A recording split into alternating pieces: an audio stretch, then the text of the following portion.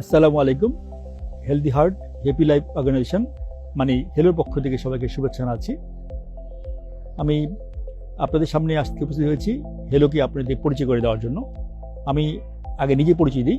আমি ডক্টর মহসিন আহমেদ। আমি হৃদরোগ বিশেষজ্ঞ। আমি জাতীয় হৃদরোগ হাসপাতালে সহযোগী অধ্যাপক হিসেবে কর্মরত আছি।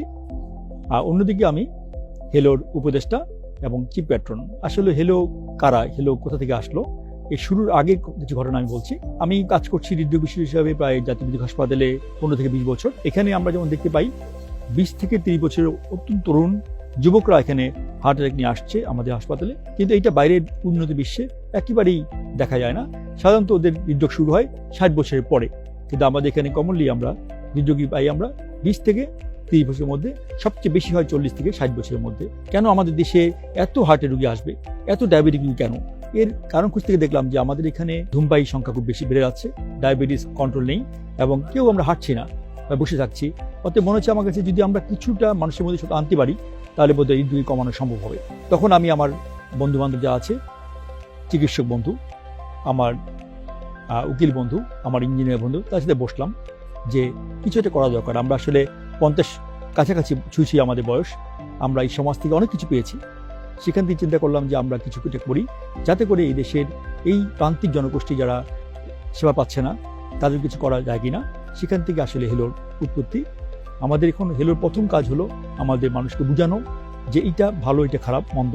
তারপর হলো মানুষের কাছে সাহায্য পৌঁছে দেওয়া প্রান্তিক জনগোষ্ঠীর কাছে, এবং গবেষণা খুব ইম্পর্টেন্ট করে তোলা। আমরা যদি না জানি আমাদের কতগুলো লোক অসুস্থ আছে, কতগুলো লোক আমাদের আসলে রোগী আছে।